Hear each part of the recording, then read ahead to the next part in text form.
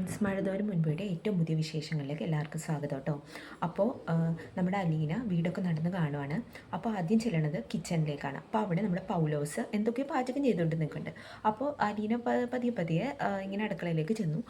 അപ്പോൾ അലീനേനെ കണ്ടപ്പോൾ വേദന പൗലോസ് ചോദിക്കും, എന്താ എന്താ മേം സാബ്, എന്തെങ്കിലും ഞാൻ ചെയ്തു തരാനുണ്ടോ, എന്തെങ്കിലും വേണോ എന്നൊക്കെ ചോദിക്കും. അപ്പോൾ അലീന പറയും, ഒന്നും വേണ്ട, ഞാൻ ചുമ്മാ ഇവിടെയൊക്കെ നടന്ന് കാണാൻ വേണ്ടി വന്നതാ എന്ന് പറയും. അപ്പോൾ പൗലോസ് ചോദിക്കും, ഇതിനു മുമ്പ് എവിടെയായിരുന്നു എന്ന് ചോദിക്കും. അപ്പോൾ അലീന പറയും, ഞാനിങ്ങനെ പാലയിൽ ഒരു വീട്ടിലായിരുന്നു എന്ന് പറയും. അപ്പോൾ പൗലോസ് ചോദിക്കും, അപ്പോൾ കൂടെ വന്ന ആളാരാ എന്ന് ചോദിക്കും. അപ്പോൾ അലീന പറയും, അതെൻ്റെ അച്ഛനാ എന്ന് പറയും. അപ്പോൾ പൗലോസിനാകെ സംശയം കേട്ടോ. അപ്പോൾ പൗലോസ് ചോദിക്കും, അച്ഛനോ, അപ്പോൾ സാബാരാ എന്ന് ചോദിക്കും. അപ്പോൾ അലീന ചിരിച്ചുകൊണ്ട് പറയും, വന്നത് എൻ്റെ അച്ഛൻ, നിങ്ങളുടെ സാബ് എൻ്റെ പപ്പ എന്ന് പറയും.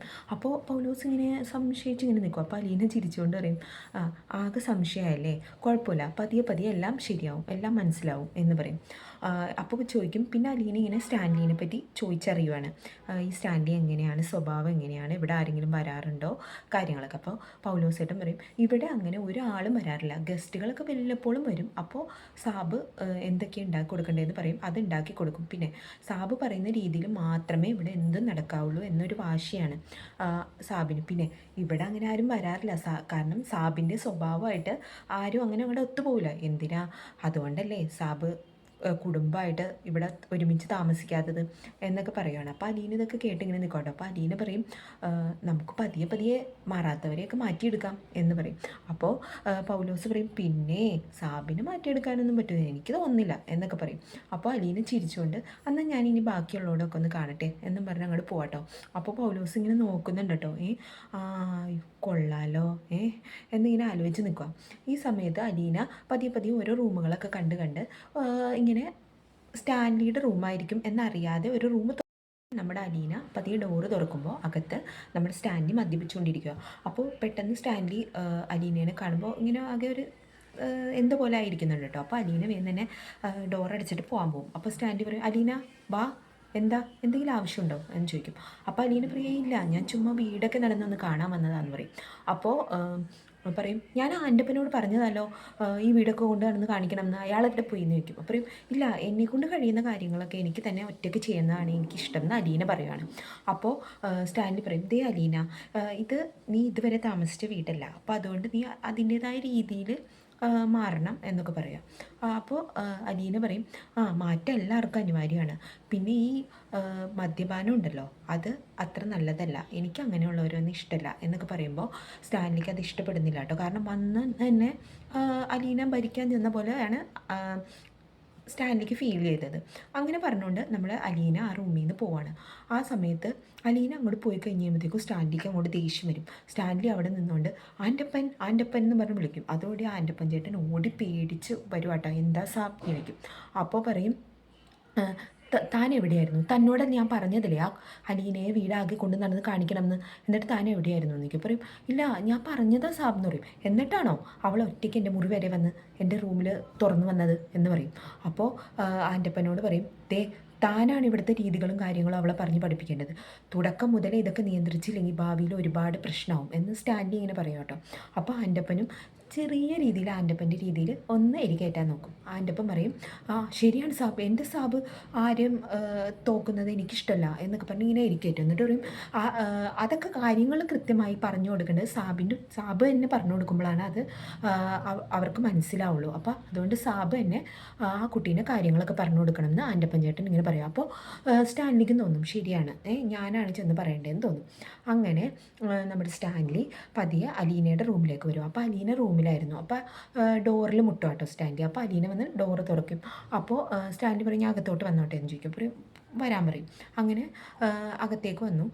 അപ്പോൾ സ്റ്റാൻലി പറയും, അലീന ഇതുവരെ എങ്ങനെ ജീവിച്ചതെന്ന് എനിക്കറിയാം, പക്ഷേ ഇപ്പോൾ അങ്ങനെയല്ല, നീ എൻ്റെ മകളാണ്. അപ്പോൾ ഇവിടെ എൻ്റെ ഒരു രീതികളുണ്ട്, ആ രീതിയും ചിട്ടകൾക്കും ഫോളോ ചെയ്തിട്ടാണ് ഇവിടെ എല്ലാവരും ജീവിക്കുന്നത്.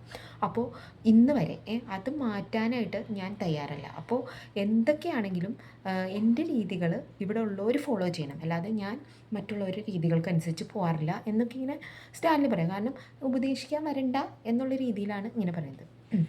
അപ്പോൾ അലീന പറയും എനിക്ക് അങ്ങനെയല്ല, ഞാൻ എവിടെ ആരൊക്കെ എന്തൊക്കെ പറയുന്നോ അതേപോലെ ഒന്നും ജീവിക്കാൻ എനിക്ക് പറ്റില്ല. എനിക്ക് ശരി എന്ന് തോന്നുന്നതും എനിക്ക് നല്ലത് എന്ന് തോന്നുന്നതുമായ കാര്യങ്ങൾ മാത്രമാണ് ഞാൻ ചെയ്യുള്ളൂ എന്ന് അലീന പറയും. അപ്പോൾ സ്റ്റാൻലിക്ക് ഒന്നും പറയാനില്ല കേട്ടോ. പിന്നെ കൂടെ അലീന പണ്ട് അനുഭവിച്ച ആ അനാഥാലയത്തിലൊക്കെ താമസിച്ച കാര്യങ്ങളൊക്കെ ഇങ്ങനെ അലീന പറയുന്നുണ്ട്. അപ്പോൾ അതൊക്കെ കേൾക്കുമ്പോൾ സ്റ്റാൻലിയുടെ ഉത്തരം മുട്ടുവാണ്. കാരണം പിന്നെ ഒന്നും പറയാനില്ല. വേഗം തന്നെ ഇതൊക്കെ പറഞ്ഞുകൊണ്ട് സ്റ്റാൻലി ആ റൂമിൽ നിന്ന് പോവാം. പിന്നെ കാണിക്കുന്നത് നമ്മുടെ വൈജയന്തിനെയാണ്. വൈജയന്തി അവിടെ കലിതുള്ളി നിൽക്കുക കേട്ടോ. അപ്പോൾ രാത്രിയായിട്ടും ബാലചന്ദ്രനെ കാണുന്നില്ല. ഇതാണ് ഇപ്പോഴത്തെ പ്രശ്നം. വൈജയന്തി വേഗം തന്നെ റൂമിൽ നിന്ന് ഇറങ്ങി വന്നിട്ട് മക്കളെയൊക്കെ ഇങ്ങനെ വിളിച്ച് കൂവാണ്. എടി ബബിതേ, എടി രോഹി, കൃഷ്ണമോളെ എന്നൊക്കെ പറയുന്നുണ്ട്. അപ്പോൾ ഇവരൊക്കെ ശല്യം, ഈ അമ്മയ്ക്ക് എന്താ പറ്റിയെന്ന് ചോദിച്ച് റൂമിൽ നിന്ന് പുറത്തേക്ക് വരും. എന്താ അമ്മ, എന്താ പറ്റിയേ എന്ന് ബബിച്ച് ചോദിക്കാം. അമ്മ കുറേ നേരമല്ലോ, അമ്മ വന്നിട്ട് ഞങ്ങൾക്ക് സമാധാനം കിട്ടിയിട്ടില്ല എന്നൊക്കെ പറയുകയാണ്. അപ്പോൾ വൈജയന്തി പറയും, എവിടെ ഇവിടുത്തെ വീട്ടുജോലിക്കാരീനെ എവിടെയോ കൊണ്ടാക്കാൻ പോയത്, നിങ്ങളുടെ അച്ഛനും എവിടെയാ? അതോ അയാൾക്ക് ഈ 8:30 മണിയായല്ലോ, എന്നിട്ട് അയാൾക്ക് ഈ വീട്ടിൽ വരാൻ പറ്റിയില്ലേ? ഇനിയിപ്പോൾ എവിടെയെങ്കിലുമൊക്കെ റൂം എടുത്ത് കിടക്കുകയാണെന്ന് ആർക്കറിയാം എന്നൊക്കെ പറയും. അപ്പോൾ നമ്മുടെ കൃഷ്ണയ്ക്ക് അത് ഇഷ്ടപ്പെടില്ല കേട്ടോ. അപ്പോൾ കൃഷ്ണ പറയും, അമ്മ അങ്ങനെയൊന്നും പറയരുത്. അച്ഛൻ അങ്ങനെയുള്ള ഒരാളൊന്നുമല്ല. അമ്മ കാര്യം അറിയാതെ വെറുതെ കിടന്നിങ്ങനെ അനാവശ്യം പറയണത് എന്തിനാ എന്നൊക്കെ കൃഷ്ണ ചോദിക്കും. അപ്പോൾ പറയും, എനിക്കെല്ലാം അറിയാം, എനിക്കെല്ലാം രഹസ്യം അറിയാം എന്നൊക്കെ ഇങ്ങനെ ഉള്ള ഭാവത്തിൽ വൈജ് പറയുമ്പോൾ നമ്മുടെ കൃഷ്ണ പറയും, ഇവിടെ ആരാ രഹസ്യം കൊണ്ട് നടക്കുന്നതെന്നൊക്കെ ആർക്കറിയാം? എനിക്കിതൊക്കെ കാണുമ്പോൾ എന്തൊക്കെയോ രഹസ്യങ്ങൾ ഇതിൻ്റെ പുറകിൽ ഉണ്ട് എന്നൊക്കെ എനിക്കറിയാം. എല്ലാവരുടെയും മട്ടും ഭാവമൊക്കെ കാണുമ്പോൾ അതൊക്കെ ഊഹിച്ചെടുക്കാനുള്ള ബുദ്ധി ഞങ്ങൾക്കൊക്കെ ഉണ്ട് എന്നൊക്കെ ഇങ്ങനെ പറയാം. അപ്പോൾ വൈജയ്ക്ക് ആകെ ഒരു അങ്കലാപ്പാട്ടോ. വീണ്ടും ആ അലീന പറഞ്ഞ സത്യങ്ങൾ ഇനിയെങ്ങാനും നമ്മുടെ കൃഷ്ണനോടോ വീട്ടിലുള്ളവരോടോ ഒക്കെ പറഞ്ഞിട്ടുണ്ടോ, അതോ എന്തെങ്കിലും സൂചന കൊടുത്തിട്ടുണ്ടോ എന്നൊക്കെ ഉള്ള ഇതിൽ വൈജി ഇങ്ങനെ പേടിച്ച് നിൽക്കുന്നത് കാണിച്ചുകൊണ്ടാണ് ഇന്നത്തെ എപ്പിസോഡ് തീരണത്. അപ്പോൾ ഇത്രയൊക്കെ ആയിട്ടും വൈജയ്ക്ക് തൻ്റെ കലി അടക്കാനോ അഹങ്കാരം കുറക്കാനോ പറ്റുന്നില്ല എന്നുള്ളതാണ് നമുക്ക് കാണാൻ പറ്റണത്. അപ്പോൾ എൻ്റെ ചാനൽ ഇഷ്ടമായ ലൈക്ക് ചെയ്യാനും സബ്സ്ക്രൈബ് ചെയ്യാനും മറക്കരുത്. അപ്പോൾ എല്ലാവരും സീരിയൽ കാണണം. അപ്പോൾ എല്ലാവർക്കും ബൈ.